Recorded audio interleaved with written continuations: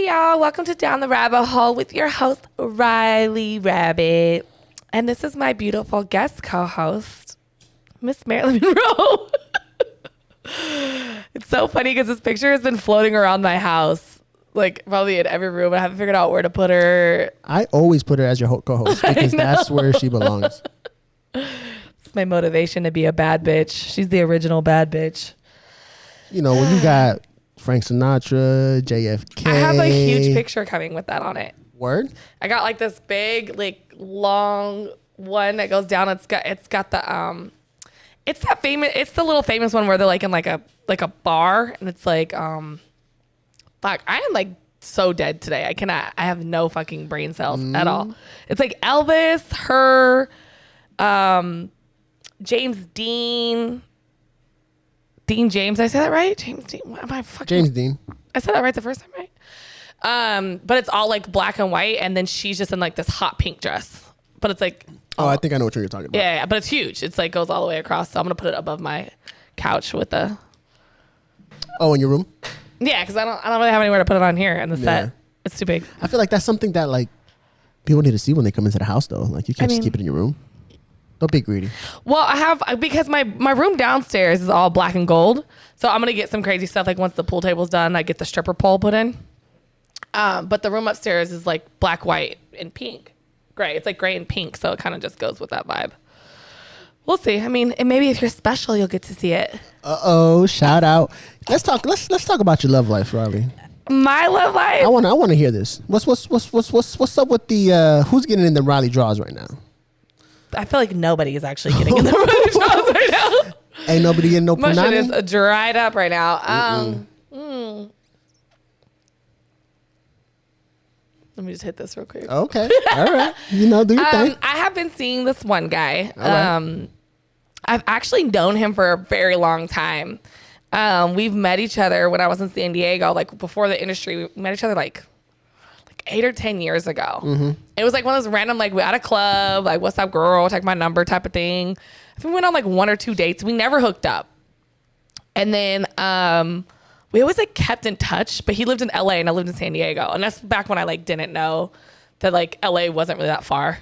It's like early 20s. I didn't travel that much. I'm like, oh, LA is so far. You know, now I'm like, fuck, I drive from LA to San Diego to Vegas like every other weekend. So, yeah, we just kind of kept in touch, but never saw each other again. Yeah. For like 10 years. And then I was in LA last year and I was dating somebody else at the time. That's the ex I just broke up with. And I was dealing with him. And I ran into him. I was like, oh my God. I was like, is that Jamie? And I'm like at a club with some guy friends and stuff. And I thought that he was doing like personal security guard because he used to be a fighter. So like he used to do like the whole like boxing, UFC stuff. He's really, really, really into fitness. And then he was doing bodyguard work for a while. He actually was Hugh Hef's personal bodyguard towards the end of his life. And here, let me pass this back to you because you know I'm a pussy with it. So yeah, when I saw him, I was like, oh, he was with Lil Scrappy, which is a big rapper. He's on like Atlanta Housewives and stuff. He was like whoever Lil Scrappy's chick's name, I can never remember her name, but she had an album that came out there at like an album release party in LA. And I'm like, is that Jamie? So you know when you like try to like find, I don't know if guys do this, but girls do this, right? Like I try to like not be thirsty and just be like, oh, hey, because I didn't want him like to be like, who are you? Mm-hmm. Because I knew that he knew who I was, but I also, like, I had got my titties done, and I was, like, you know, I was a little more glammed up, because back in the day, I was a tomboy. So, like, I mean, I did girly stuff, but I had, like a swoop ponytail and fucking, like, looked like this all the time. Yeah. You know what I mean? I was like, so, I'm like, okay, I got, like, lashes on, a whole different look. I'm glammed out. And then, but I'm trying to, like, get in, like, the little path where he could, like, see me. You know what I mean? Like, okay, you trying to set it up? I was trying to set it up because I'm like, I want to talk to my friend. Like, I haven't seen him in forever. So then at this point, I actually was really big on Instagram. I just had like 400,000 or 500,000 followers, but I'm like, he's not gonna know me by that name because you know I'm under my stage name. So I was like, oh, I still follow him on my personal Instagram, and I go and I'm like, hey, are you at this bar right now? Because I'm pretty sure I see you with Lil Scrappy. Like, I didn't want to interrupt you. I thought maybe you were working. You know what I mean? Because I thought he was doing Yeah. a security guard. No, kind of find out Lil Scrappy's like one of his like homies. Yeah. And he was just over there chilling. I'm like, I really thought he was his bodyguard the way he was standing over there. And he's like, you should have come and said hi. So like he ended up walking by me on the way out. So he didn't read the message till later. And I was like, hey, I just messaged you on Instagram. So he was like, dude, why didn't you come say hi to me? You could have came and hung out at the table. And I'm like, one, I'm not thirsty. So I'm not about to just be hanging out at the table with people I don't know. Like, I don't give a fuck if you're an athlete, a celebrity, or whatever. Like, if I don't know you, I don't want to kick it at your table. And then, like, we just kind of stayed in touch from that. We ended up going to, like, to dinner, hanging out. Nothing ever happened because I was dating somebody else and he was dating somebody. And then when that went bad, he has a daughter, and his daughter lives in Vegas, and he's still back and forth between LA and Vegas. So, like, I was like, hey, you know, I'm living in Vegas now. Me and my ex aren't together anymore, and blah, blah, blah. And he's like, cool, I'm not dating anybody either. So we just kind of started hanging out. So, like, it's, like, not anything yet, but we just been hanging out a lot lately. Well, you know, that's how it starts, you know. Yeah. You know, what is it? He's First funny. comes love, then comes marriage. Oh, good God. But that's my little boo right now. All right. I'm cool. All right. I did. Yeah, it may be more than that because I did give him a key. Ooh, what happened? What was the first thing I asked you when you called me on the phone the other day? What I say to you? Tell the people. Do you have a tooth? Does he have a toothbrush there? You know what I'm saying? That's numero uno. He does have a toothbrush here. So it starts with the toothbrush. And then the laundry, because I did start doing his laundry. And then you get a drawer. You know what I'm saying? Yeah. And then you get the keys. It actually I think it went the other way around. I gave him a key because I was going in and out of town a lot. And it was kind of like I just needed someone to have a spare key, and I don't trust anybody else. You know, you just always kind of need someone to have a key to your house in case some shit happens. For sure. And it was kind of like, I don't know anybody and I don't trust anybody else. And like me and my ex are actually really cool, but I just was at that point where we weren't cool yet. We were still kind of going through a lot of shit. So I'm like, look, I just need you to have a spare key. You can come and go when you want. You're like the only person I trust right now because I just been through so much. I don't trust anybody anymore. And he was like, cool. And then the toothbrush came, and then and then now he's like dropping his laundry off once a week. And I'm like, oh, I could get that stain out. All right. I'm in a domestic mood in my life right now. Like, I finally got a house. I was traveling so much for like 7 years. And I just, like, that's all I wanted. I just wanted, like, a house to come home to. I'm like, I wanted to nest. Yeah. Like, I can't have kids. Sure. Like, I can't, like, that's not going to happen for me. So, but I still have this domestic need. I'm such my mother's child because, like, I want to be home. I want to, like, I get up, I cook, I clean, like, I do all that stuff. And I just was in that mood. So it's really nice to just be, like, have, like, a man come over and I do his laundry, make him some dinner, like, Netflix and chill. I haven't done that for, like, 7 years. So it's really nice. You know, it's just that time in your life. You know what I'm saying? It's like, you know, the same thing like a single person wishes they're in a relationship, a person in a relationship wishes they're in a single. You always want what you can have, but the true beauty comes from finding the balance. Yeah. You know what I'm saying? Where it's not just, oh, this is a good fuck, or hey, he's a intelligent person that you like to talk to, but you got to find that balance between both. Yeah, and see, I've always been one of these people, you know, I'm going to make up a fake name because I don't like to say my real name. I don't know. Jessica. So I always tell people, like, Jessica isn't easy and Rylee isn't cheap. By the way, my real name is not Jessica, but go have fun if you want to find it. And Rylee isn't cheap. So, like, I've never been somebody, actually, I went through a little slut phase in my early 20s. Everybody goes through it. But I've never been somebody who just, like, gives up the pussy for no reason. Like, it's got to be, like, we're building, or we're working or something, or we're dating. I mean, every once in a while, I'll have a consistent, like, fuck buddy. But I'm not just, like, fucking everybody. You know what I mean? Like, I'll have, like, one solid dick. I'd be like, okay, even if we're not together, like, I'm going to keep fucking that guy. Yeah, that's you know, the start of monogamy, right? I guess. And I don't necessarily even believe in monogamy all the way. Because I'm cool, like, I guess monogamy to a certain extent, right? I'm cool with the fact, like, I understand that men, it's really hard for them to be monogamous, right? Like, if someone... I mean, is it though? I don't know. I feel like it is. I mean, truth be told, I mean, and not just because my girl listens to the podcast, but I have zero desire to be with anybody other than my girl. Zero. Like, none. I don't think nobody else understands you other than your girl, so that makes... And you're... Yeah. Because sometimes guys don't get enough credit for this. Like, I feel like you're just more of an intellectual than that. And like, you're like, if I don't fuck with you, I don't want you around. You just don't fuck with very many people. This is true. No, this is very true. But, you know, and it's just in the, but why?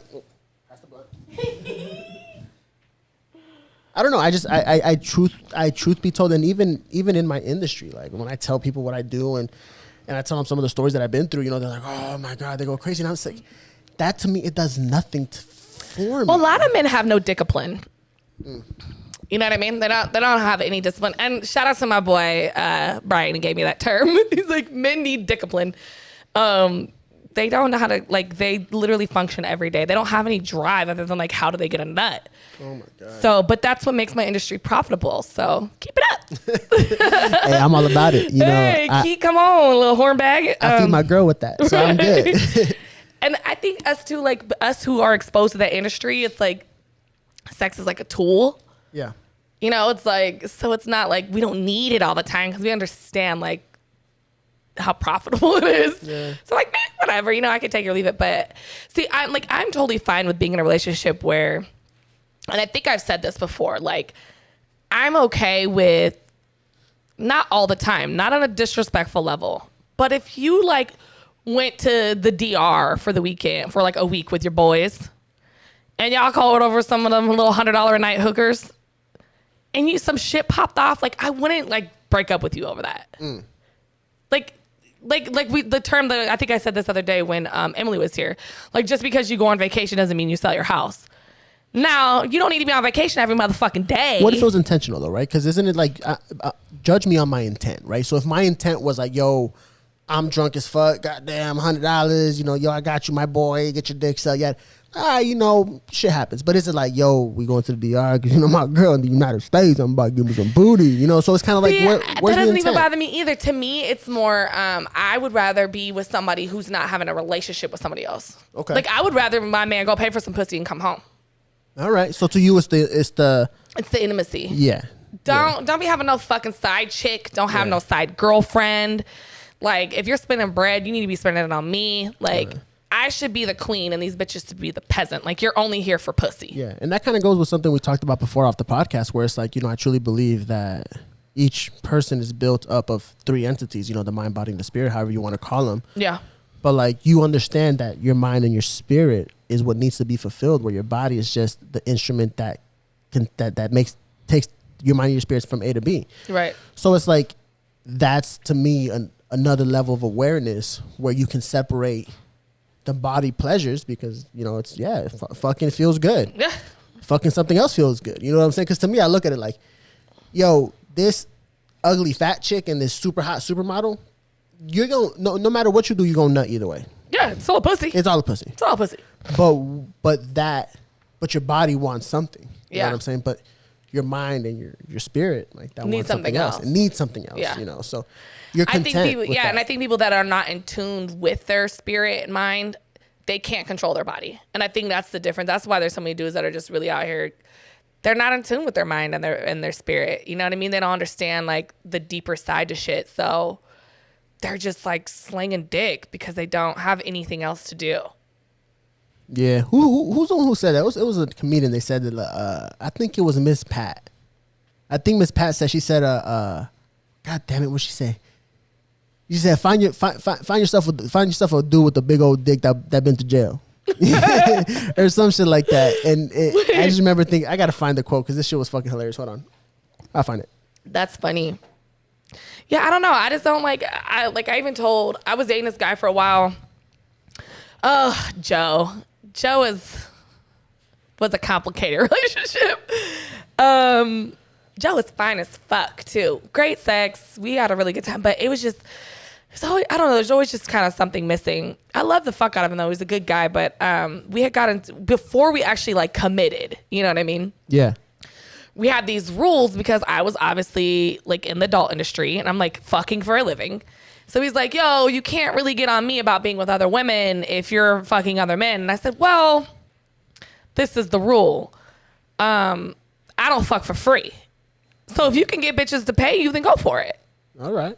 You know what I mean? Like, or at least be beneficial in some way. Yeah. Did you at least get some fucking Jordans or something out this bitch? Like, You know what I'm I'm not fucking people just to fuck people for pleasure. Yeah. Just to bust a nut. So if I'm not doing that, then cool. You know, if you can get a girl to pay the rent this month, feel free to go fuck her. God, I feel like that's so smug and condescending because you know ain't no bitch paying for dick. That's not actually true. Okay, listen. So we're going to go back to this because people always say this, right? But every fucking pimp gets paid for their dick. I love when pimps don't understand that you're really a prostitute. Like, you are one of the biggest escorts in the fucking world. You have 5 bitches, anywhere from 1 to 12, whatever bitches you have, paying you for attention, time, and dick. Don't make the exemption the rule. How many pimps is out there? There's a lot. Compared to average Joes who work at the factory mill in Michigan? That is true, but Joe was not an average Joe. Joe was a fine-ass fucking dude with a great body, a nice job. Like, he could definitely get somebody to at least pay his fucking phone bill. You know, it's funny. Shout out to my cousin back home. I'm not going to say no names. But I remember he used to be like, yo, Vic, I got to make a quick little something. So you want to drive me up the street real quick? So I would drive him to his little MILF. You know what I'm saying? He'll lay the dick. Yeah. And then, you know what I'm saying, he'll get paid and you'll get his phone bill, you know, shit, all that. He came up to me one day. I remember we're chilling, we're smoking a blunt at the house. He was like a sugar baby. I have so many homeboys that are sugar babies. Yeah.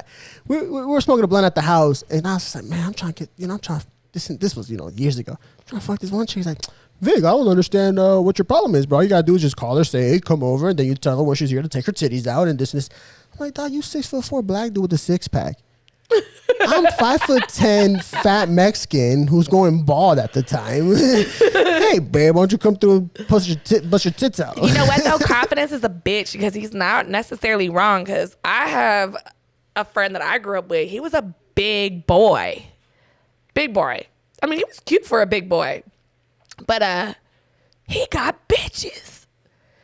Like, and it's just that confident. And he was just like your cousin. Hey, girl, get over here and put your titties out. I see that. I do be seeing that. Like my boy Bruce. I bet Bruce get He like, come over here, baby, put your titties on me. You know what I mean? I'm going to just sit here because I can't do much more. But you can grind on it. Oh, God. The hardest part about fucking not black guys, but big guys. It's not hard to fuck black guys, any guys, but big guys. Like, we're talking like obese men where like their back and their guts like big, like big. I've been with some like 300 plus guys and fuck, the hardest part is riding them, but it's the only thing that you can do. But it's hard to ride them because they don't like, you don't realize like the bigger the man is, the further he comes off the bed. Right? So his back, like you're used to like laying and being in a fucking angle where you're used to your ride. You're used to your position, your angle. And then you get with a big boy whose back is this far off the fucking bed. And then his chest is up here. And then you're having to like straddle him. So now you have to like tiptoe straddle ride him. That shit burns. That's like that's tip drill on a whole nother level. I feel it. Yeah, that's like you're used to riding like this. Yeah, And now you're like trying to ride. Yeah. And your fucking knees are above your head. Yo, shout out to the chubby chasers putting in work for years though. They don't understand. It's a whole like you're like on your tippy toes spread and like your legs are all the way. That's the difference of just like bending down and doing a squat. Like fuck, it's so different. Well, maybe you know it's enjoyable because you gotta work for it. You know what I'm saying? You gotta put in work. It's yes and no, but you know what? It's the same way with skinny guys because skinny guys can be so small that it's like. Because I've had some, I don't know why. When I was really working, I always got these super young dudes. But I had like an age limit, right? Like I'm like, I wouldn't see anybody under the age of 26 until I got to 30. Then I raised it to 28. I'm just not into younger guys.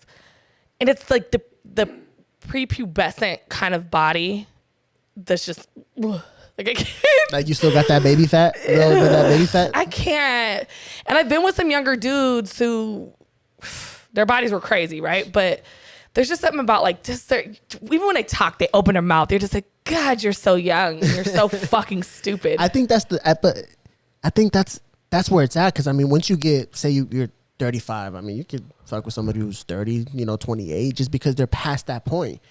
You know, and it's if you talk about it straight anthropologically and scientifically, you know, your frontal lobe isn't developed till 25, 26 years old. So you don't have the capability of making full-on decisions till that age. And legit, stupid. I can't remember the exact date, but I can remember the transition where it was like, I was making sense. Like I knew, I was like, okay, now I'm at a whole nother level of. I always tell bitches that too. And that's funny because you said the frontal lobe thing. I always tell her, I'm like, girls be like, I've grown, I've done this, I've done that. Especially in my industry, you have to grow up fast. And I was like, honey, trust me. You're not there yet. Something changes around 26. It's always 26. And I was like, every time I told my girls, like, they're like, I used to be tiny as fuck. I always had a bubble, but I was tiny. And well, actually, just my whole body, lower body was just always thick. But I was always small. And you couldn't tell me shit. I was going to be small forever. Like, I could eat every blah, blah, blah, blah, blah. But until 26 hit, everything just sits different. Your hips open up different. Like, everything is different. Like, you can't sleep the same. You can't drink the same. You remember you used to be able to drink all night, wake up, go to work, and then drink some more? I remember my first hangover. I was 24 years old, and I remember my first hangover. But another point to that is that right at that age is when you physically start to die, right? Because up until that age, growing. You're done growing. Your cells reproduce and they heal themselves.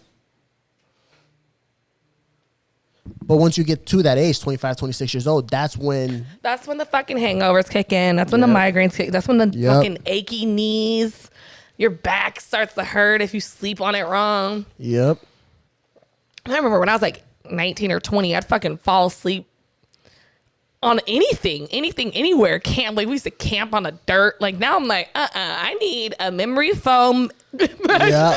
You got me fucked up. Like that shit where I'm not going to buy this. I'm going to make payments on this motherfucker type shit. Fuck this. Yeah. Like, everyone's like, I'm just going to go get this mattress. I'm like, I need to lay on it, test it. I'm going to be on here at least 20 minutes per mattress. Yep. It's so different. Sure, when I was 18, 19 years old, you know, I was sleeping in my car. I was sleeping on futons. I was sleeping on the floor. I was sleeping anywhere who would let me sleep. And I feel like I could go everywhere with no sleep. Like I was a napper. Like I was going to school. Well, I was working from 7 a.m. to 3 p.m. Then I'd get off of work and then I would help with my first high school boyfriend train, do all our stuff because we would really super active at the time. And then I'd go to school from 7 to 10, come home, study till like 12 or 1 o'clock in the morning and then get up and be at work by 7 o'clock the next day.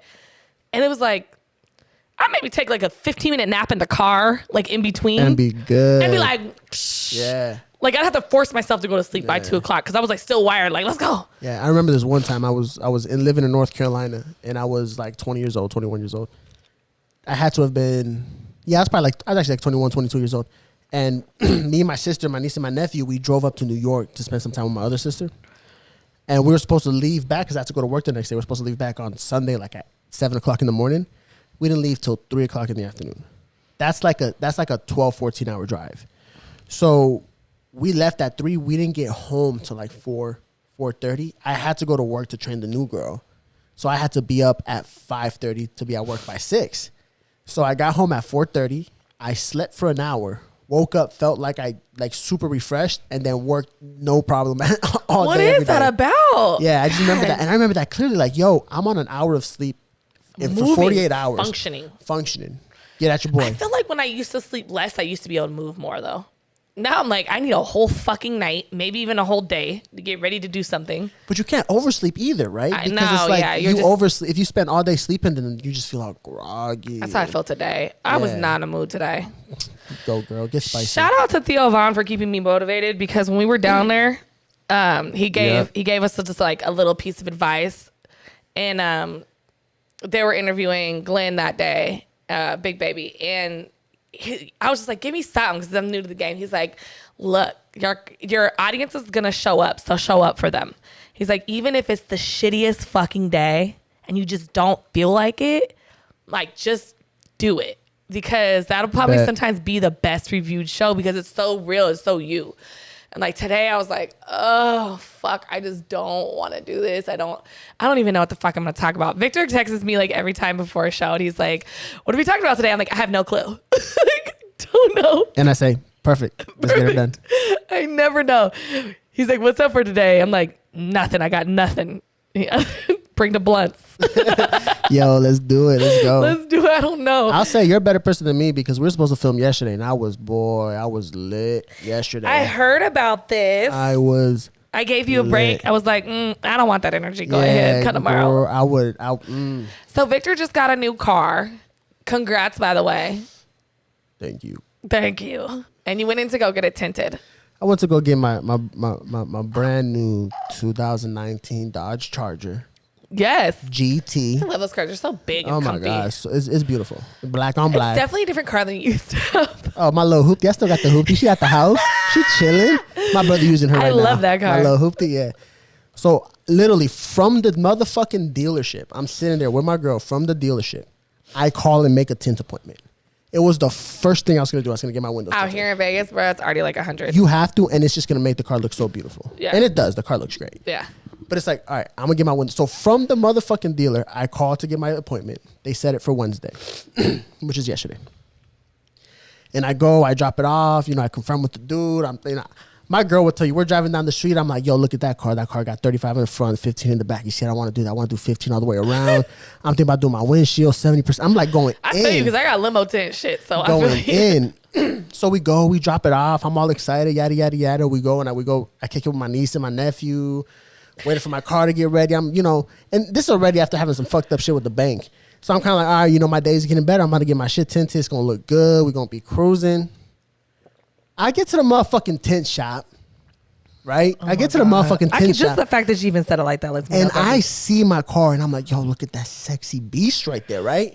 That black stallion. And I walk over to the driver's side, and there's a scratch right on the pillar. It's a scratch. On the, where was it at? So it's on the B pillar, which is basically the vertical part between the window. I know where it is. It's like right on the driver thing. It's literally the first thing I noticed. And I'm like, hold on, man, that wasn't there. So I'm like, okay, well, let me talk to these guys. So it was a scratch or a dent? So it was like, it looks like somebody had like a screwdriver and it slipped and it like scratched and dented it. And the thing is like, it's a small piece of aluminum. Yeah, so aluminum scratches easy. It scratches easy and there's no fixing it. You just got to replace it, right? I got this car 5 days ago. Like I haven't even made my first payment on it, right? And the first thing I do is I drop it to the tint shop. So I'm standing there and I'm hot. My girl's right there. She's just like, oh, let me text because there ain't shit I'm gonna do right now. I can see her face right She's now, just I'm stay out of this one. That was exactly her face. So I know. And the guy walks in, right? And let me take it back to when I dropped off the car. I dropped off the car and the guy was all cheerful. Yeah, yo, man, this and that. Oh, the car looks good. We're gonna do this tint on it. His energy was hot. So I'm maxing my boy's energy. Yeah, your boy got the Rona deal on it. This and that. And I get to pick up the car and he like kind of takes the long way around. He's like, oh, well, Victor, let's get you out of here. And he was trying to get you out that door. The first thing I said to him was like, hey, bro, you're not going to talk about that dent on my car? Wait, you played him. Oh, 100%. I said, we're not going to talk about that dent on my car? That big ass nasty fucking. He's like, what dent? I'm like, get out of here, fly. Well, let's go look at it. So we go outside. I'm like, yo, let's go. That's the first thing I noticed, man. Like I legit just bought this car. And the fucked up part about it is I was trying to be bougie, right? I was like, you know what? I don't want to take a picture of my car yet because I don't want to take a picture till the windows are tinted. You fucked up my fucking Instagram game. Right? So I'm like, I'm pointing it out. He's like, hold on 1 second. Let me go talk to my technicians. So I go inside and then the owner guy, he's like, show me the scratch. Oh, let's go look. Let's go show. I didn't know he was the owner at the time. Oh, he was like standing behind y'all? He was like behind the desk. So I go outside and I'm like, yo, look, man. This was not here. I just bought this fucking car 5 days ago. I literally know every scratch on it. I know everything about this thing because I just bought it. It's my baby. This scratch was not here. It's right on the driver's side. Oh, well, and then the other guy comes in and is like, well, I talked to my technicians and nobody knows anything about it. And I'm like, oh, really? Is that what they said? I'm sure that they would just admit to fucking up my whole car. Oh, yeah. Sir, that was me. Please let me pay for that. Yeah. And it's just like, and truth be told, like now that it's the day after, like I got it quoted out. It's like $200 to get it fixed. Like it is what it is. Like I chop it up to the game. The shit that pissed me off is that they will not take responsibility. So he told me, he's like, yo, what we're going to do is, we're just going to check the cameras and see if we see anything, this and this and that. Okay, let's check them right now. Let's look at them together. And he's like, yeah, I'm going to this and this and that. And I'm like, yo, I'm hot, whatever. All right, cool. So I left, right? I was like, check the cameras, call me in the morning. I already know. He ain't call me, right? So I'm not going to call this motherfucker. I'm gonna drive my ass across town and I'm gonna talk to this motherfucker face to face, right? So I drove downtown and I'm like, you know, I ain't trying to fuck. He was with the customer. I'm all cool. I ain't trying to, you know, I ain't trying to make no scene. Handle your business. This look so LA right now. This little white girl, you know, she's trying to get her window LA. tinted. I'm like, yo, handle your business. I'll wait patiently. I ain't got nowhere to go. I planned my whole day around You know this. what I'm saying? So I sit down. I'm like, yo, what's up? Well, you know, I checked the cameras and I didn't see anything. You didn't call me. You didn't say nothing. You're just gonna wait for like what? Okay, and I'm supposed to take your word for it? Like, what are we doing here? Right. And he was like, you know, he was going around and he was looking me up and then mean mugging me because I belittled that motherfucker the day before. You know what I'm saying? Not knowing he was the owner of the company, I didn't give a fuck. Like I was lit. Because he's like, well, you know, you can leave your car here and we can do an investigation. I'm like, leave my car here so when I come back in the morning, my fucking 3 wheels are missing. You're gonna say it wasn't you? Like, nah, fuck out of here. I'm taking my bitch home. Correct. Yeah. So I'm then, taking pictures of it. So you know, and I just told him straight up, like, listen, man, I feel you. I already chalked this thing up to a loss. I chalked it up to the game. It's $200. $200 ain't gonna hurt. Truth be told, it's not gonna hurt It's me. gonna hurt me. I don't care. And I was like, look, but I'm gonna give you two very simple choices. You just tell me 2 things. One, hey man, I understand this happened. Shit happens. I'm sorry. Let's make it right. How can we make it right? Or 2, hey Mr. Customer, I know you just paid this money. Plus I was about to spend another $1,600 with them to get them to ceramic coat my entire car, which I'm still gonna do. It's just not gonna be with them. Yeah, do the rap. So it's like, are you gonna tell me, hey Mr. Customer, fuck you, we don't care what you say, you're a liar? Tell me one, but just tell me to my fucking face. Yeah. You know what I'm saying? Be real. Oh, well, you know, it's nothing like that. I'm like, look, man, what are you gonna do for me, bro? You gotta do something. Either do something or tell me to fucking leave and then, you know, it is what it is, and I just chalk it up to the game. And then we talked a little bit. He might hook me up a little bit on because I want to get my windshield tinted, so he might hook me up with the windshield tinted. But it's like having to go through all that shit. It's dumb.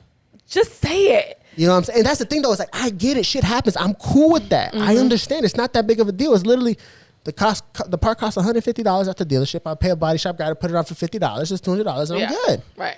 I'm good. But people have an issue with doing this in general because we just talked about this with not the similar situation, just some business stuff that we had going on with. And you're just like, bro, all you have to do is just say, this is going on. That's it. Like, I'm fucking 34 years. I'm grown. Like, I've been through, I've had all kinds of customer service jobs. I have nothing but brothers. I'm the coolest fucking chick in the world. Like, I don't care about too much. I'm really low maintenance. But, like, business partner, relationship partner, whatever it is, like, just be real with me. Like, give me the opportunity to choose what I want to choose with the real information. Don't make the choice for me. Yeah, I don't make no choices for me at all. Like, that's it. And even like when, you know, to touch back on just relationship shit, like, I had an ex that he was just a fucking cheater, and great boyfriend. Perfect, bro. He would show up at my work, bring me flowers, gifts, that little, like, you know, little diamond necklaces here and there. He would just bring me lunch sometimes. Super attentive, very sweet, but not in like a simp kind of way. Because sometimes you can go overboard with the guys. But he was still like really masculine and manly. He was just very affectionate. He cooked. We barbecued. I got along with his family. I got along with his parents. Everything was great. Perfect guy. Could not keep his dick in his pants. He had a fucking problem. Just could not. Like, that's when I realized, like, yo, I can have a great relationship. But I gave him the opportunity because at this point in my life, I was already opening up to different ideas about that, because this is around the same time where I switched over from like Christianity to agnostic, and I was starting to make the transition, and I just, like, my moral setting is just a little different. So I was getting to this point where I could be open to an open relationship, but don't make the fucking choice for me. Don't make me be in a relationship, because you know what's crazy is if you talk to me, I might be okay with it. I might be cool with it. You might not be cool with the other side of it, that maybe this open relationship also means that I'm going to be with other people. But, like, bro, like, at least give me that option. And, like, it's so, like, I hate when people, like, just be fucking real. Like, hey, fuck you. We didn't do it. Get the fuck out of my fucking office. I would have so much respect for that guy. I don't believe we did it. Get the fuck on. That's like, it. Bro, like, you know what? That's why I told him, yo, you gonna say this to my motherfucking face. Yeah, don't make this choice for me behind my back that are like this lying trash. Like, just be 100. Like, oh my God, I hate it. I hate it. It's true, man. Like, it's just, and I try to emphasize it so much with my life, and I do it like in a prick way where it's like, I will call, like you see me do it all the time. I will call out all the bullshit, especially if you're a professional bullshitter. Yeah, we thinking about one person. You've called me out a few times, but you ain't, and it's just like, oh, I know you're talking about. You know what I'm saying? I'm gonna call everything out I see that. Say it. Oh, did you hear that? Okay, so where did you hear that? Where did you read that? Which book specifically did you read that from?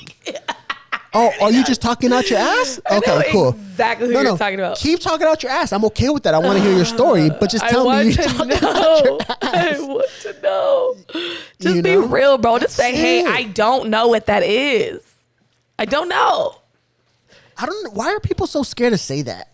I don't know. Like, that's, to me, if you tell me you know some shit, I know you're full of yourself. I know you're too much into yourself. And also, I know you capped your intelligence. Because if you say, I already know the answer to this, then how are you going to learn more? Right. Even, and the crazy part to me is, and I'm bad. This is something that I've had to work on because I think just growing up in a house full of boys, I always had to like defend myself. Bet. And I mean, and I'm an Aries, so we're just very like, we always feel that attacked. Has nothing to do with anything. I believe it though, so I don't care what you say. Okay. So my personality is, I feel like sometimes, how do I say it? I feel most of the time I'm right. And not because I'm like, feel like, oh, I'm always right. Just because I don't try to say too much unless I've done the research for it. Right. So I don't try to just like talk out of my ass. So most of the time if I say something, it's because I fucking know. Right. 100%.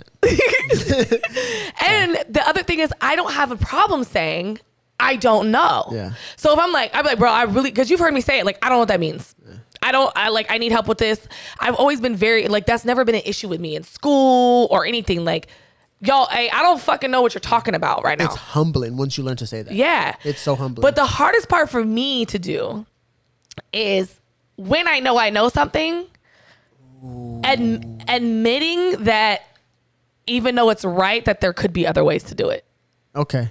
I can see that. That's my like, no, I already know. Don't fucking tell me because I know and it's works for me and this does it right. Yeah. And I just did it. And how are you going to tell? And like, I'm very defensive in that way. And I can't just be like, okay, well, maybe it's not that he's saying I'm wrong or she's saying I'm wrong, but that, this is how I do it. And it might make your life a little easier.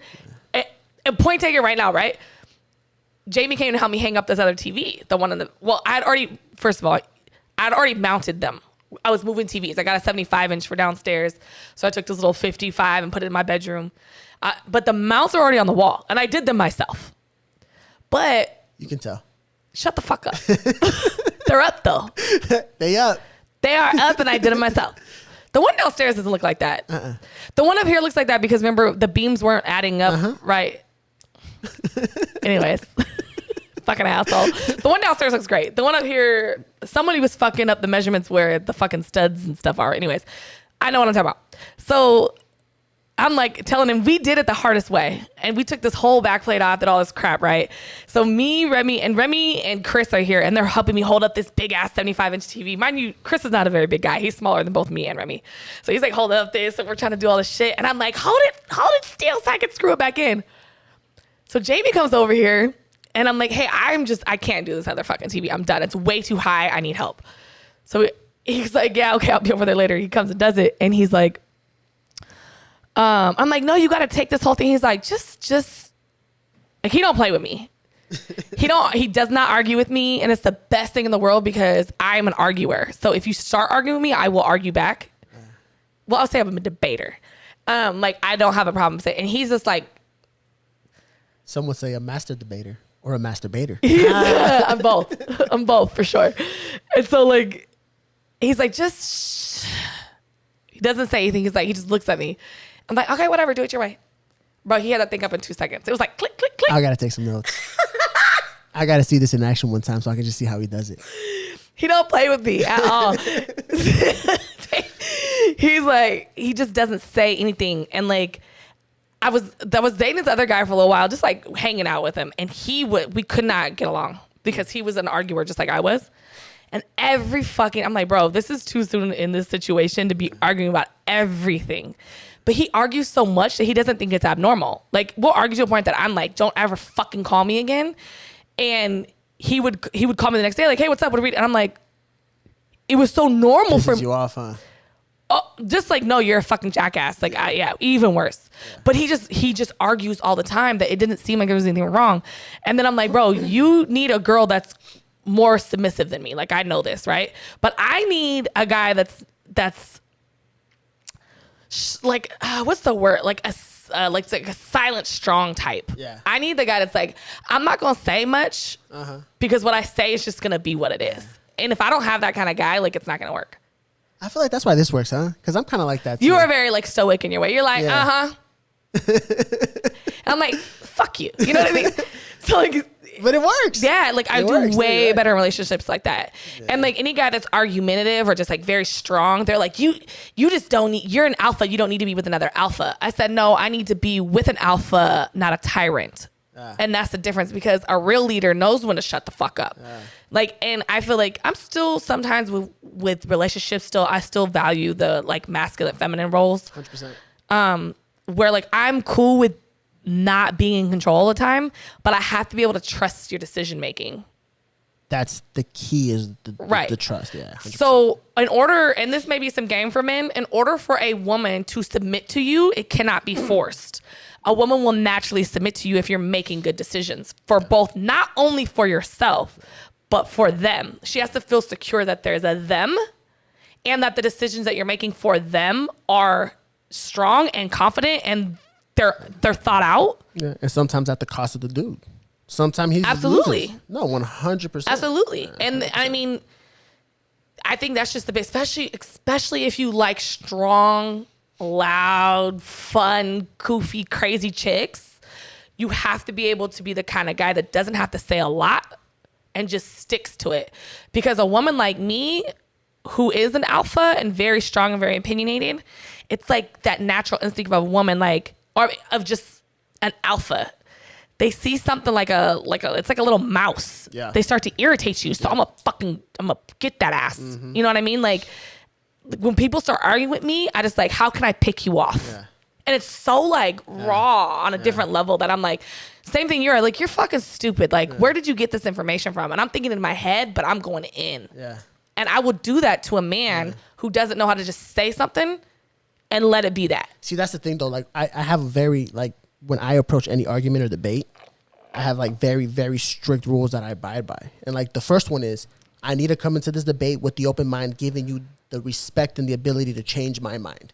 For sure. So I'm giving you... That's mature in itself. Off the get-go, I'm giving you the benefit of the doubt that this argument we're about to have, you put in as much research into it as I have.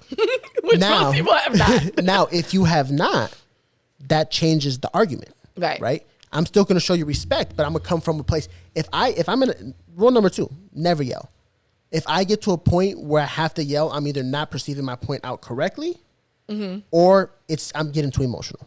So I cannot yell. And I can get crazy emotional. And I won't yell. That's if I'm ever arguing or in a heated debate, I will never yell. And number 3 is never attack the person, because that means that I can no longer formulate intellectual thoughts.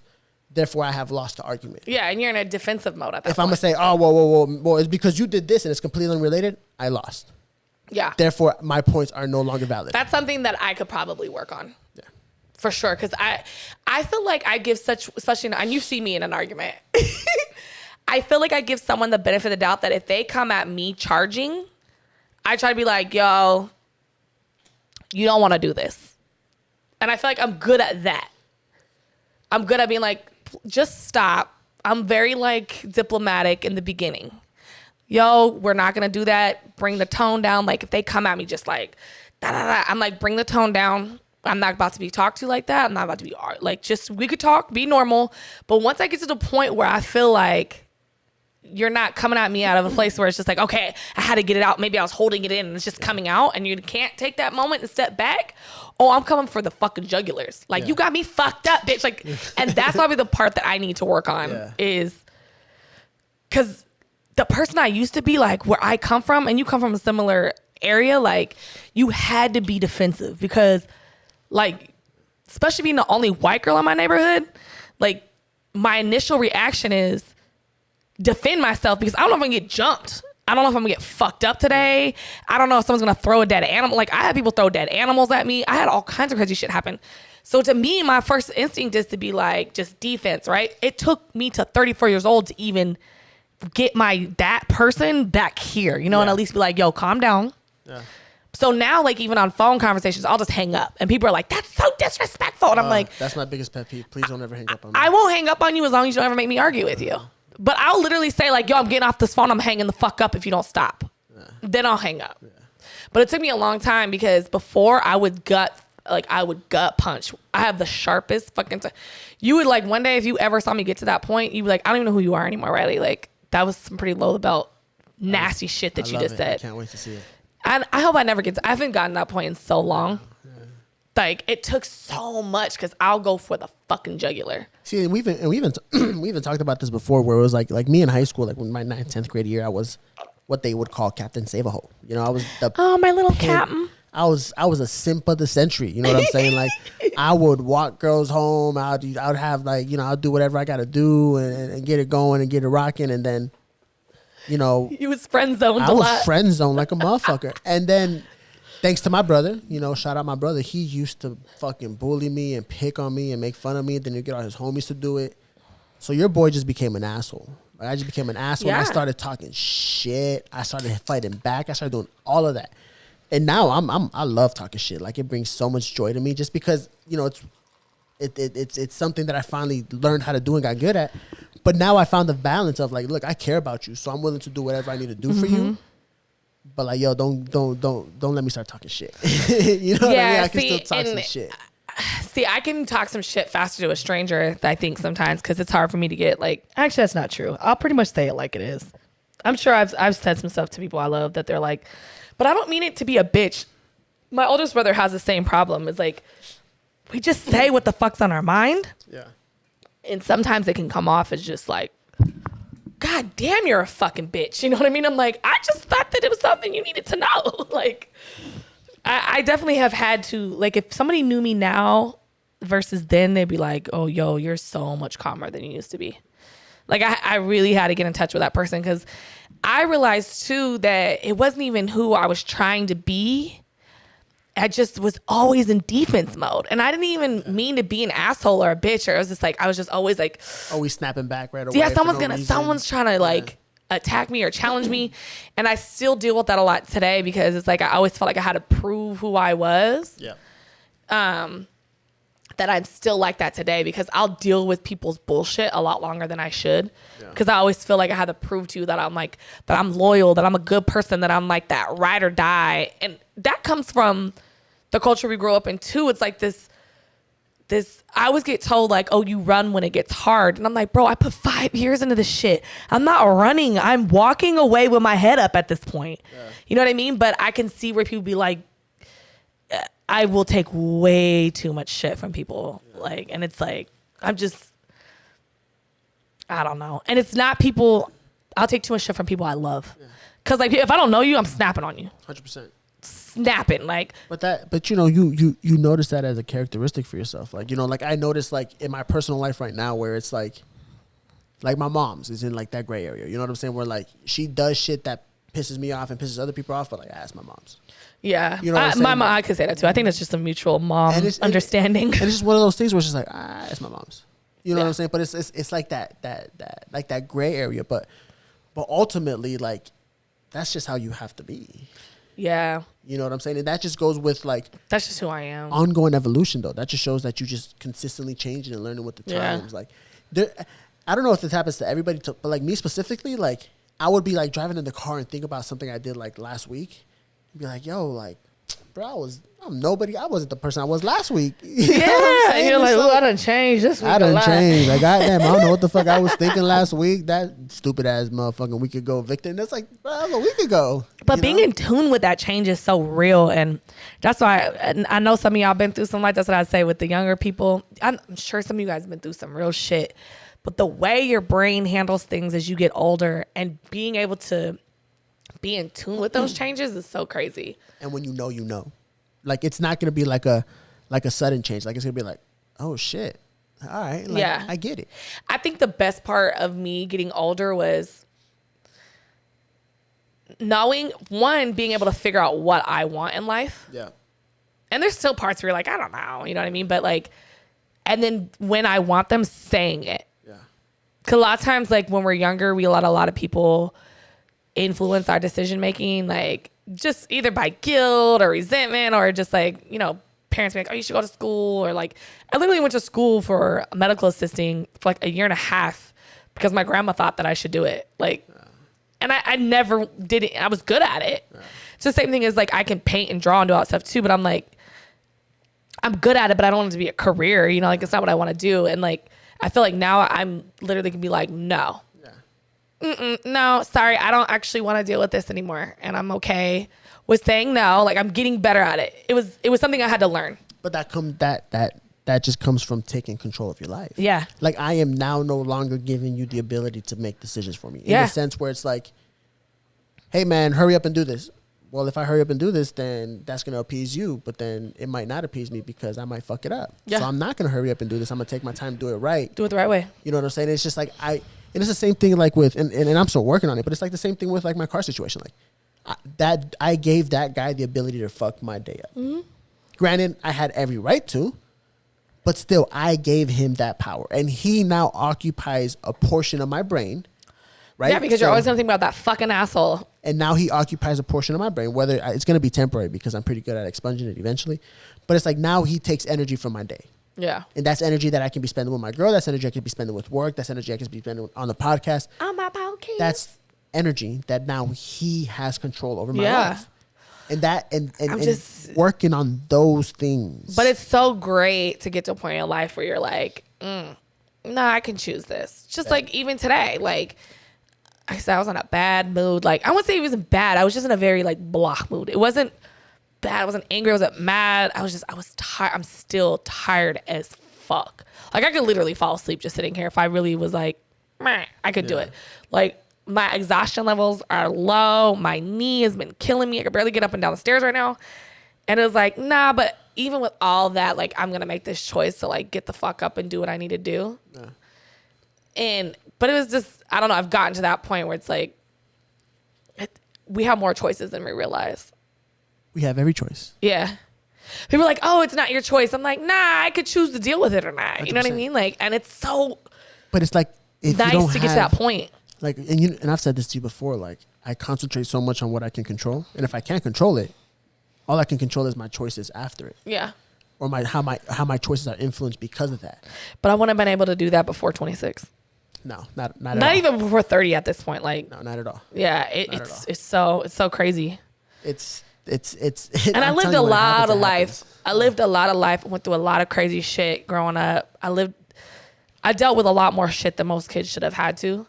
And even with all that, like 19, 20, fuck no. I didn't know what the fuck I didn't know what I wanted. When's the last time you had a conversation with an 18-year-old? Bro, it's like brain numbing.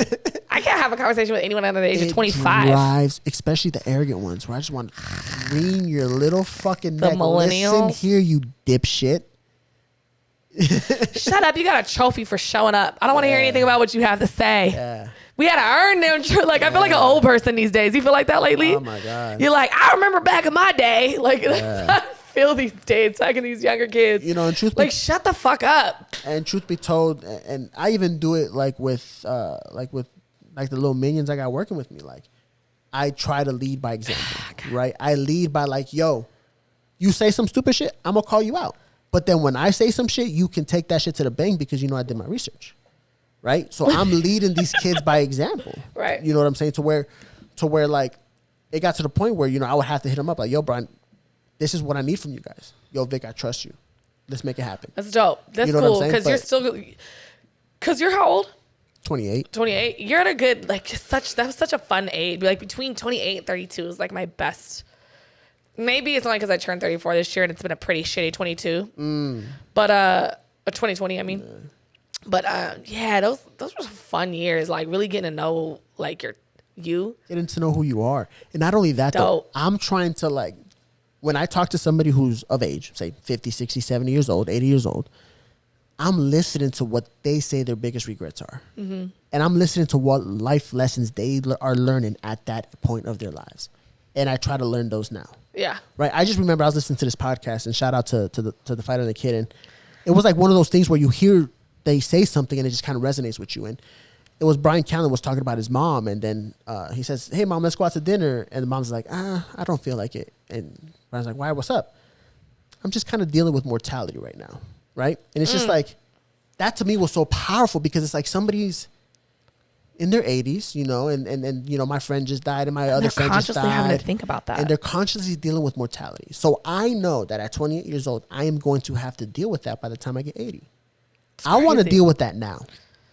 So I try to find ways. I feel like you can deal with it as much as you can now. It's not going to be the same when you're 80, and it's so much more like, and you're in the face of it. But you can soften it. So basically what I do is I try to really exemplify, like, okay, I'm not wearing my seatbelt right now. If I crash, I can die. Why am I not wearing my seatbelt? What happens if I die? Well, if I die, my mom depends on me. I try to really break it down logically. You're trying to set it up. I'm trying to set it up logically so I can make sense of it logically. You're not gonna come at me with emotions, because this is the thing though. Why the number one drive of humanity? It's very easy to point out. It's the survival of the race, right? Yeah. Why do you think we're obsessed with going to Mars? Why do you think the people who built the pyramids of Egypt? Why do you think the people who started it know that they knew they weren't going to see it finished? They dedicated their entire lives to build the pyramids, knowing they would never see the finished product. Why? To keep the generation going. Keep the generation going. That is our drive. Mm-hmm. So I know that everything's about that. Money, sex is about it. It's all about procreating. Everything's about procreating and making sure that our race survives. So I know because of that, logically, the number one reason people fear death is because they don't know what the afterlife is. Yeah, absolutely. Right? I agree with that. So it's the fear of the unknown. And we can take that to right now. People be in fear of change. Fear of change is because they don't know what the fuck is going to happen. Yeah. So our biggest fear in life is the unknown. That's why we're trying to figure everything out. We're trying to discover everything. Why the fuck are we digging fucking dinosaurs up? Mm-hmm. Them motherfuckers dead. We want to know how they died. But we want to know how they died. So they can try to prevent it. So I know, logically speaking, anthropologically speaking, I fear death because I fear the unknown of what's going to happen after life. This life to me is comfortable. Therefore, I don't know what happens afterwards, right? Yeah. And you know, I've heard many different theories on it, like shout out Neil deGrasse Tyson. He says that his theory on death is that he knows when he dies, he's going to be buried. His body's going to become compost, and it's going to feed the earth, and it's going to be the circle of life. That's kind of my idea of it. Poetic. Yeah. That's scientific, and that makes sense. Mm-hmm. And then other people say it's like, well, it's like before you were born. You're just in a state of not knowing. Mm-hmm. So you're in a state of no consciousness, so you're just there. So which I can have a mix of the two because I believe in energy, and I believe in like the energy that connects life. So bottom of the line, nobody knows, right? Nobody knows. So that fear, I know that fear. Nobody actually even knows what happened before life. You know what I mean? Like that's the thing, though. They can trace up to, say, the Big Bang Theory, right? Let's say that theory is 100% proven. It's a theory. So let's say they can prove up to the Big Bang Theory, but Stephen Hawking said it the best. I can prove that the Big Bang Theory happened. I don't know what the fuck happened before it. Yeah. You know what I'm saying? But it's that fear of not knowing is why the mortality is so scary. Mm-hmm. So now, logically speaking, in my head, I'm wiring together that I'm scared to die because I'm scared to not know, because I'm scared of not knowing what's going to happen. Right? So now, logically, I can now face that fear. Now I have a demon. I see the face. I see the face of that fear, and now I can confront that. And the way I confront that is when I'm not wearing my seatbelt. I'm like, well, I don't know what the fuck is going to happen if I die. Wear your fucking seatbelt. Yeah, get your shit together. Get your shit together. So I try to approach these products. I feel like I don't have that fear like that, though. I think. Maybe not yet. Yeah, maybe. Because I thought about it, though. It's one of those things where it's like, even now I deal with it where it's like, I'll be all right. I'm still young. I think I just, like, the fear of not knowing has never really been a fear of mine. Like, it's always been an adventure.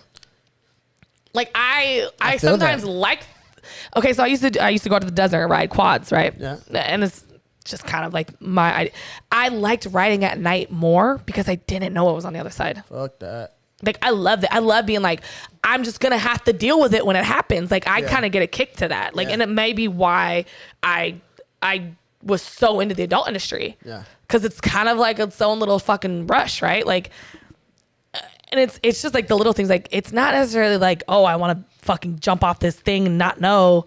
But it's like, I like that. Like, I like the thrill of dealing with it right then. Yeah. In the moment. Yeah. Like, bruh, I might fucking take this bitch off this side. Like, what am I going to do? Like, what's going to happen? And I like just being able to be like, think on my toes. And then maybe that's probably even what I do with the podcast a little bit. Like, every time you're like, I'm like, I don't know. Yeah. I just like, I get up there and like, let's see what the fuck happens. Yeah. I don't know. I'm kind of driven in life like that. Like, I will literally get up tomorrow and be like, hey, I'm in New York. Yeah. And people are not like, other people are like super planners. And that's life. And I think that's life. Like, I think that's maybe like less of a fear for me with death. Like, I really rarely think about the death part. Yeah. I always think about like, if I die, I wonder what people will say. Yeah. Like, I want to know about the people still living when I die. For what? You're dead. I don't know. So truth be told, I don't think about the death part. I don't think about like, okay, I died, now what? I think, okay, I died. What the fuck's going on over there? Yeah. Like, I don't know why I still want to know. It's just part of your human instinct. You see, to me, I want the answer. I it's like one of those things where like I know the answer to the question. I just don't believe that answer yet. So I'm working on trying to believe that answer, right? So to me, it's like, how do I deal with death? I want the answer to be like, well, now I'm going to finally answer the question that everybody's looking for. Right. You know what I'm saying? Now I get to fulfill that curiosity that I've had as a kid, that everybody's had, is what happens after you die. Well, I'm about to learn. Like, that's what I want the answer to be. Yeah. I don't know if that's what the answer will be when I'm ultimately facing my death, even if for a split second. Yeah. But that's what I want my answer to be. Yeah. You know, it's like one of those things where it's kind of like, my biggest fear is like, you know, there's the flight, there's the fight or the flight, but everybody forgets the third one is freeze. You know, people just stand in the situation and freeze. My biggest fear is if something happens, you freeze. I freeze. So therefore, anytime I'm anywhere, I'm always on alert. Mm-hmm. Because if something's going to happen, I'm not going to freeze. Yeah. I'm not going to not have action. Yeah. I had to deal with that similar thing. I kind of brought that topic up last podcast, and a lot of people, like, they've been asking, like, so if you watched the last one when I was with Emily, we brought up some of the girls being attacked and stuff like that, like on different dates. But just to go with the whole like freezing part, that is actually a fear of mine as well. Like, I never want to freeze. I think that's what I get off to, like randomly doing things and then like seeing if I can just react in an instant. So when I went on this call, I'm going to go into it just because so many people have been, I'm just topic change. They've just been asking me. Other girls have been like, yo, I'm so glad you talked about this because I've been on bad dates. I was pistol whipped myself. Like, this girl just messaged me on my Instagram and she's like, you know, sometimes I try to talk about it and like people, like, they make me feel like I'm over exaggerating about these stories, you know, like it wasn't really that real. She's like, I literally, you know what I mean? And I'm like, I'm sorry that you had those experiences, and feel free. Like, if you ever want to come on my podcast and talk about it, you can, or you can just DM me if you just want someone to talk to about it. Like, there's so many people I knew it was happening, but more people reached out to me than it was even crazy. And then on the other side, I had a lot of men, which I was actually more impressed by the men this time around because they were like, that should never happen. Like, they went to the defense. And I always expect, because of the industry I'm in, to get that, well, you shouldn't have been there. You were just like that. You should have expected it. Da, da, da, da, da, da. And I only had one guy say that. And I always like hit like, okay, they're going to come off on me, right? And one guy said something about, well, what do you expect? You walk in with all that ass and this, that, and the other. And the girl came to defense. She was like, what does that have to do with her being raped? Like, it was crazy, right? So I'm going to just talk through. And then I had somebody else reach out and said, hey, I'm actually writing a playwright or a script or something about 4 girls who were in the life and they kind of go vigilante because, you know, they were being raped. They just felt like the loose laws for sex workers are not in their favor. So they're kind of like, they take revenge in their own hands. He said, but I really don't want to capture the rape. I want to capture the women's reaction to it. And he asked me to like express how I felt when it happened. And he was like, were you scared? Were you afraid? We're like, I want to know the emotions behind it. And so I kind of had, like, it's been so long since I even had to think about it, but I wasn't even scared. and I wasn't afraid. I was in a reactive state of mind. And all I could think about was, damn, this motherfucker got me. Like, I missed something. There's no way there weren't red flags. What the fuck did I do wrong? And it's like, no, bitch, like, you got raped and it was totally caught off guard, right? But all I could think about was, what did I miss? So I'm literally being raped with a fucking knife to my neck, and I'm thinking about every fucking thing that's happening up to that moment because I fucked up somewhere. I didn't catch it, and I should have. And because, like, my brothers were like Boy Scouts and like nature people, and like I always was raised in this family to be prepared. Like, my grandma was like, you need to cook, you need to know how to read a map, you need to know how to like sew things in case something. She's like, yes, we're getting to a point in our world where we don't have to do those things, but you should know how to do them. And so I've always felt like my family that I come from always kept me prepared. We always talked about sex like it was casual, not in a like gross way, just it's human. Like, I was always prepared. I never was like afraid to ask a question. I was never ashamed to ask any type of question.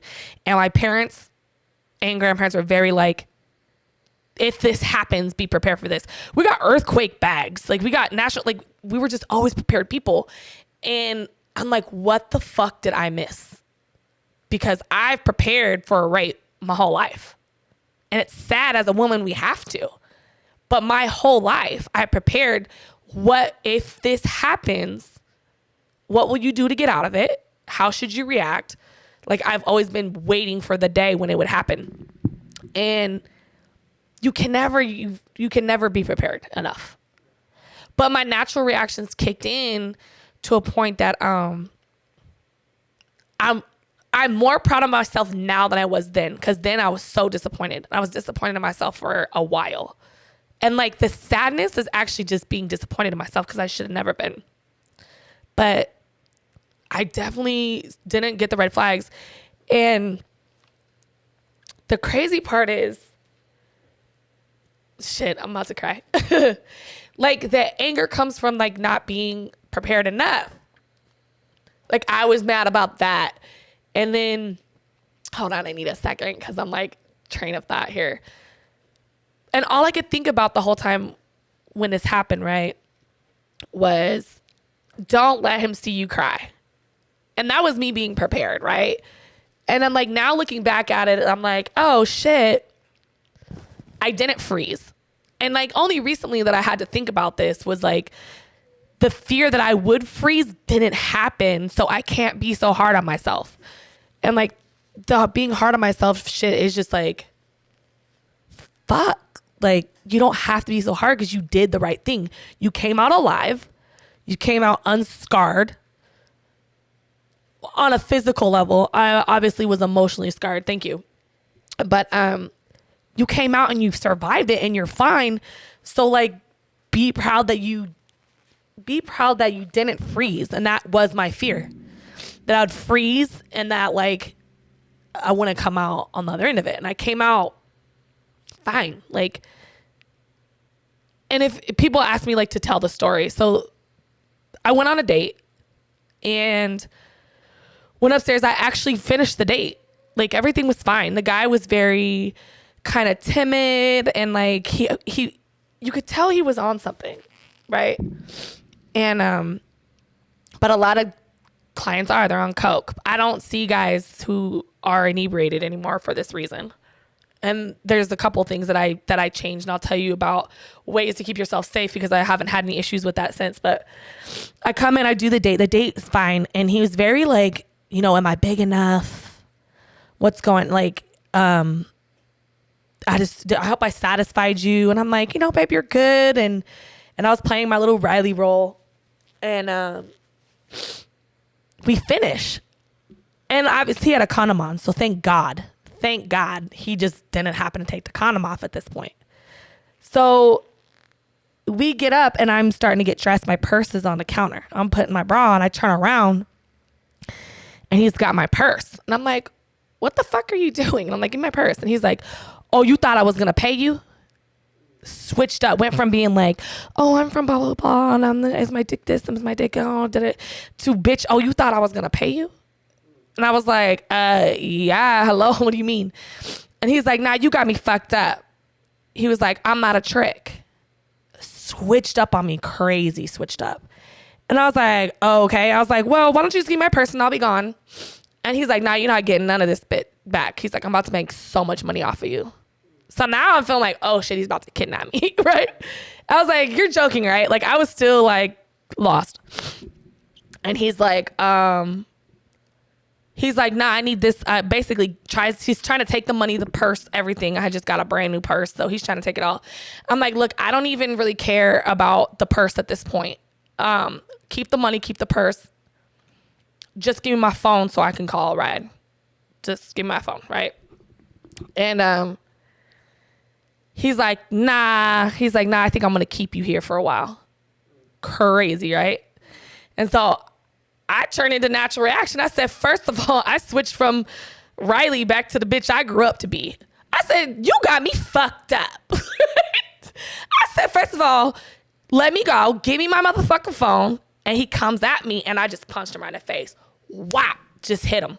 Well, the part that switched up was that was probably the stupidest fucking thing. I should just walked out, right? Even if you had to walk to a gas station, whatever. I should have just walked out. So I'm like, you got me fucked up. I come from the streets. I'm going to knock you the fuck out. Just throw him a shoulder, right? Boom, right in his face. My dumbass, I hit him and he literally like flung into the closet. So he comes out the closet and he's got a knife now. And he just whops that bitch out. He's like, oh, you think you bad? And I'm like, all right, bro. So I just put my hands up. I'm like, you win. I'm like, I'll leave. I was like, please just give me my phone so I can just call a ride. He's like, nah, you got me fucked up now. He's like doing this because his lip is bleeding. And he's like, get on your fucking knees.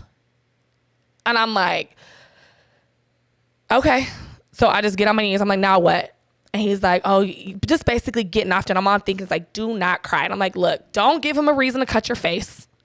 I'm not trying to be disfigured or whatever the fucking term is at this point. Don't let him cut your face. Don't let him see you cry, because they always tell you that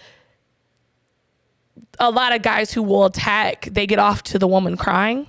They get off to the emotion, like they're controlling you. I control your emotion at that point. So I'm like, don't cry. And so I'm just like, look, calm down. At this point, just get through this. What's the worst thing I can do is fuck you. And I just fucked him because I just did a date. And so at this point, he bend over. And I just remember getting on my hands and knees and bending over, and thank God that he just still had the condom on from us finishing, because he was naked during this whole time. And he ends up doing what he's doing, but the just knife is on the back of my neck.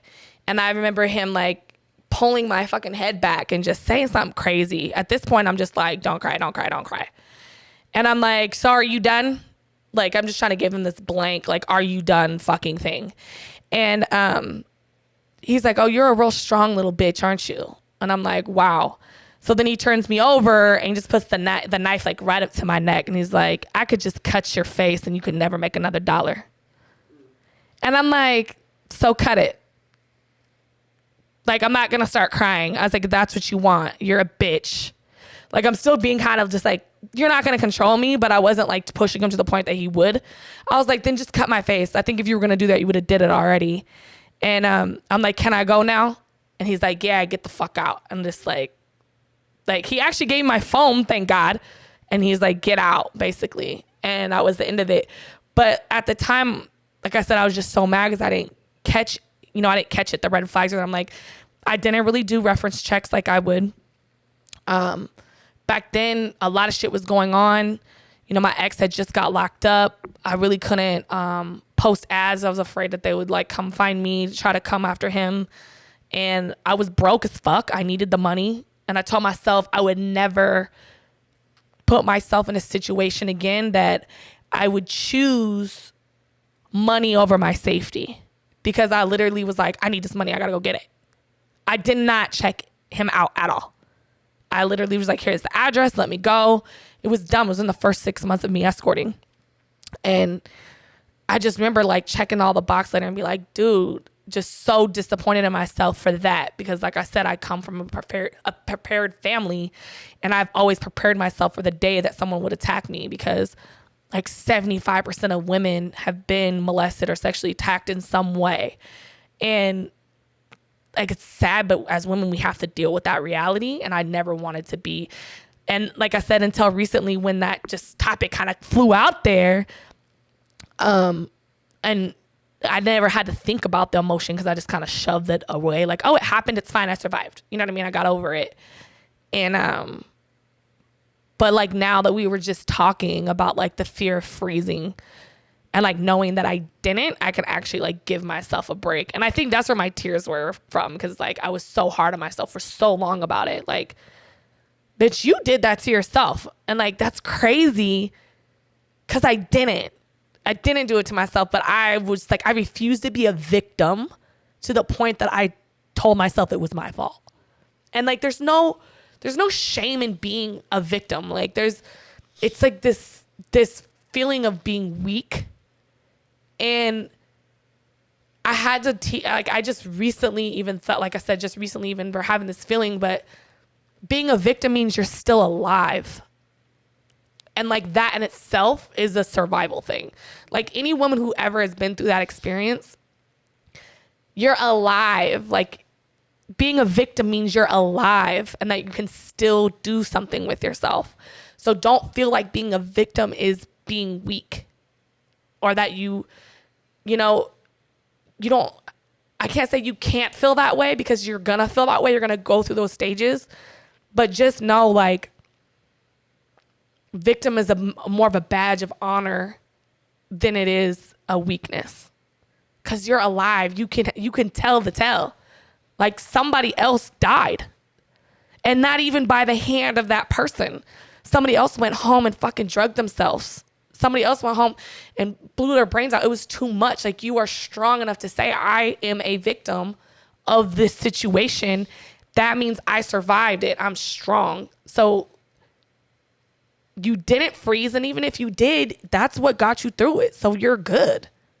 You're good. Like, and it was just crazy, because I did not expect so many people to like, I said it for like 2 seconds. Like, I've been raped and I just like casually thought about it. And like over the last 2 days, like I've just been like, it's been coming up, like thinking a lot about it. And a lot of women ask me to speak out about it. So there it is in a nutshell. Like, I don't know how else to say about it without being redundant, but it's just so crazy. And men, y'all get raped too. And that's also like not okay. Like, I have a cousin who is back east.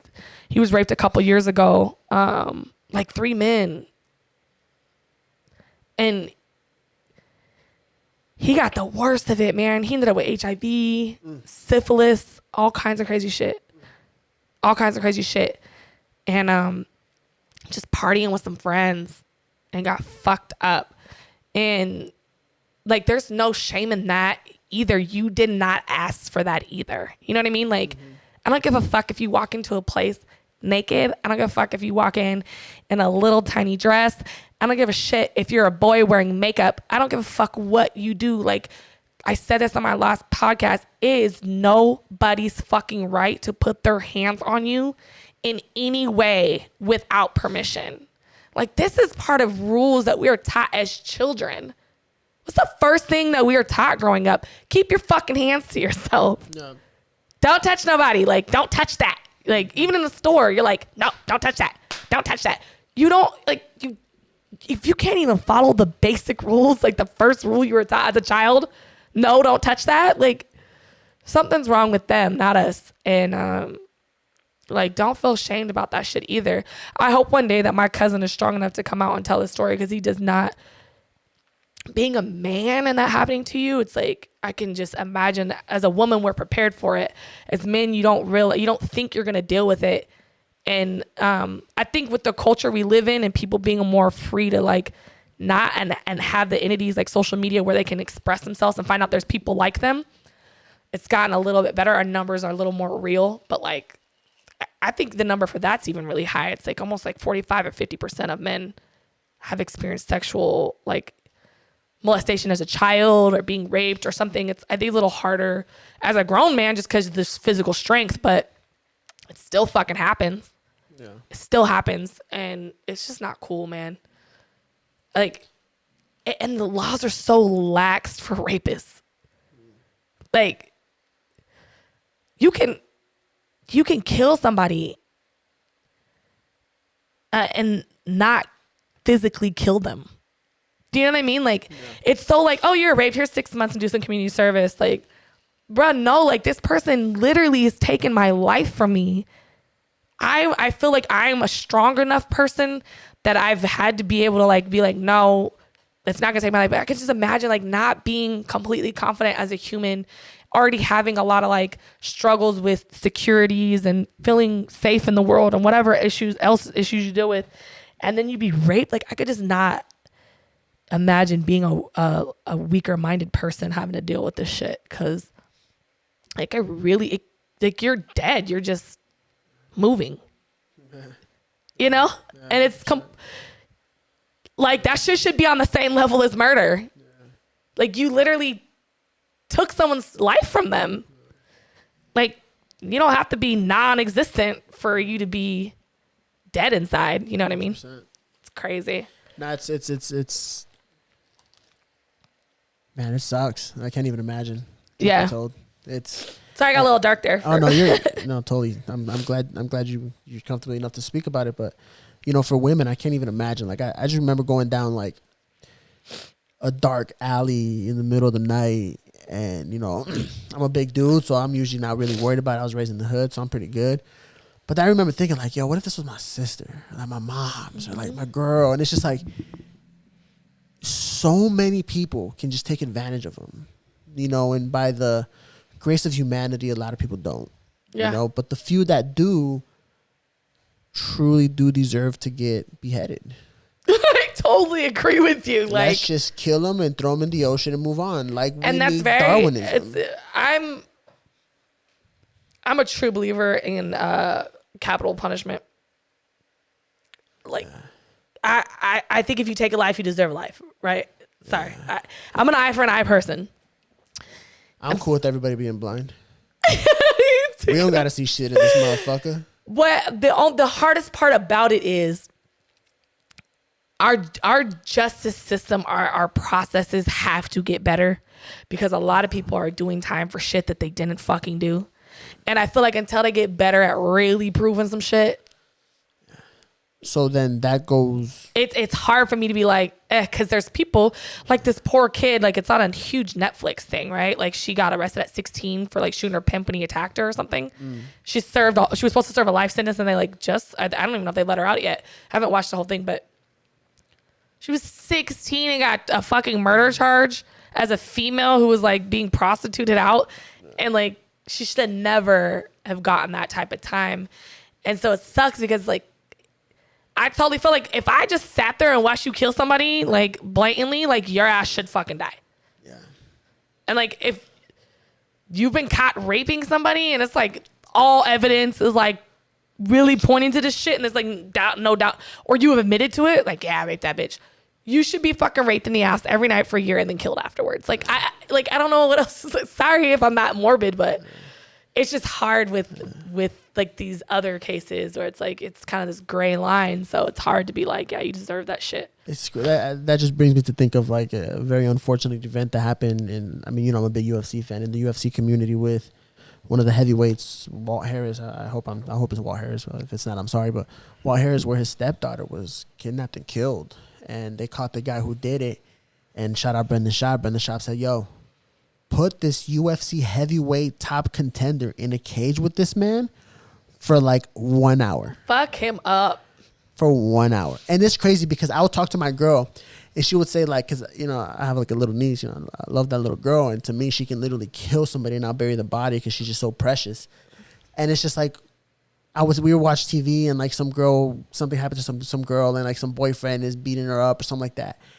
And my girl asked me, like, what would you do? I was like, I would literally, and this is no bullshit, like, I will tie him up. I will take bamboo sticks and I will shove them in between every single one of his fingernails. Oh my gosh. And I will scalp him like the fucking Native Americans, like the goddamn Cherokee or whatever, the Apaches, because death is too good for him. It's too good. It's too easy. It drives me crazy when somebody ruins somebody else's life and all they do is put a bullet in his head. Yeah. Where's the justice? And you expect to be satisfied about that? Like, nah, yo, that's where, you know, shout out to one of my favorite movies, Law Abiding Citizen. My man, Gerald Butler said, hey, no, I'm going to paralyze you. You're going to feel every bit of pain. I'm going to put this mirror on top of you, and then I'm going to cut your eyelids off. So you can't close them. So you can't close your eyes. And then I'm going to film me literally chopping you up into pieces while keeping you alive. I'm going to film that, and I'm going to send it to the prosecutor that let you go. That shit to me is like, all right, I think oh, good God. I'll sleep at night. The morbid. Let's get morbid in this motherfucker. You know what I mean? I feel it. I just. But it's so despicable. Yeah. It's like, how do you deal with it? It's like a hunger for power. It's like a hunger for when people belittle other people, it drives me insane. Yeah, I've never been into that shit. Like, even like bullying in school, I was never a fan. I would always stand up for people like, bro, sit your ass down, bugging people like and this. Don't get it twisted. I'm a very condescending person and I love belittling people, but I do it out of a place of... It comes from love. Comes from love. Yeah. When I talk shit and I belittle you, it comes from a place of love. Yeah. And you know my intent. Yeah. Judge me on my intent. But when people do it like in a snarkiness... Like in a controlling way. Yeah, it's like this, like, you can miss me. Yeah, nah, I'm cool about that shit. Me. You know, and I don't know. Who knows? But appreciate you sharing that story. And I'm sure people are going to learn something from it. I really hope it helps somebody feel like they're not alone in it. I wanted to see you cry so bad, but because I scared you, not because of a rape story. You just ruined it. That wasn't a cry. That was a tear. Okay. I still want to see you. No, I'm scared of scary movies. Oh man, I found a couple like super scary VR experiences, and I can't wait for you to man up. No, I can't do it. All right. Like if it was like today, I'd probably curl up in a ball and cry. I know I wouldn't do it when you're when I'm in my happy time. Yeah, I won't do it at your low. Let's do it at your high. But I think that's a good place to put an end to it. Yeah, let's do it. Can't get any better than that. Not at all. It was a pleasure talking to you. Thank you. Thanks for listening, guys. Appreciate it. Yeah, hopefully the next episode will be a little happier. No, I love being able to get on here and get deep, and I hope that people will continue to share their stories with me, and I hope that, other girls feel, men and women, feel like this is a place where they can come and maybe identify a little bit. So thank you so much for listening. Make sure that you subscribe to my Instagram, downtherabbithole.tv. And subscribe, follow, comment below. Let me know what you think. Don't be afraid to share some of my content too. Mama needs some views. I need some followers. So if you want to shout me out, go for it. Anyways, it was nice to talk to you guys this week.